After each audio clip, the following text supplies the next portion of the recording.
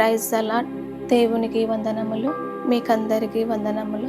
ఉదయకాల దేవుని వాగ్దానం కీర్తనలు 34వ కీర్తన 10వ వచనం ధ్యానించుకుందాం. సింహమ పిల్లలు లేమి గల్లవై ఆకలి గొనును, యెహోవాను ఆశ్రయించు వారికి ఏ మేలు కొదవై ఉండదు. వాక్యంలో చూస్తున్నట్లుగా సింహపు పిల్లలకైనా కొదవగలిగి ఆకలి ఉంటాయి అని వాక్యంలో చూస్తూ ఉన్నాం.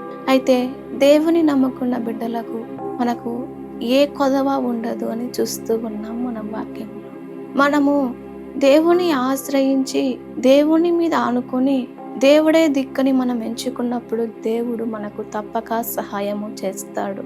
సృష్టించిన సమస్తమును దేవుని వలనే కార్యము జరిగినది. ప్రపంచములో కలిగినటువంటి దేవుని ద్వారానే కలిగినది. కాబట్టి మనుషులను సృష్టించిన దేవుడు కూడా ఏ మనిషి కొదవ లేకుండా సహాయము చేయటకు సమర్థుడు.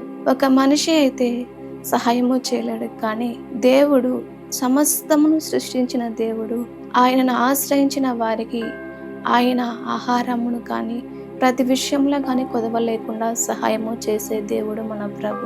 మనుషులను ఆశ్రయిస్తే మనకు కొదవ కలుగుతుంది. మనము స్నేహితులను ఆశ్రయిస్తే కొదవ కలుగుతుంది, ఇబ్బంది కలుగుతుంది, నమ్మి మోసపోతాం. అయితే దేవుని ఆశ్రయించినప్పుడు, దేవుని దిక్కుగా ఎంచుకున్నప్పుడు, దేవుని మీద ఆనుకున్నప్పుడు ఆయన తప్పక సహాయము చేస్తాడు. అడిగిన వారికి ఇచ్చే దేవుడు మన ప్రభువు. ఆయన కొదవ లేకుండా సంతృప్తిగా మనల్ని పోషించే దేవుడు మన ప్రభు. దేవుడి వాగ్దానం నెరవేర్చును కాక. ఆమేన్. ప్రార్థన. పరిశుద్ధుడా తండ్రి, నీకు వందనాలు, స్తోత్రాలు ప్రభా. అయ్యా, సింహపు పిల్లలైన కొదవగలిగి ఉంటాయి, కానీ నేను ఆశ్రయించు వారికి ఏది కొదవ ఉండదన్నావు తండ్రి. నాయనా, నీ మీద ఆధారపడి నేను ఆశ్రయించడానికి, నీ వాక్య ప్రకారం మేము ఉండడానికి సహాయం దయచేయమని యేసు నామమున ప్రార్థిస్తున్నాము తండ్రి. ఆమేన్.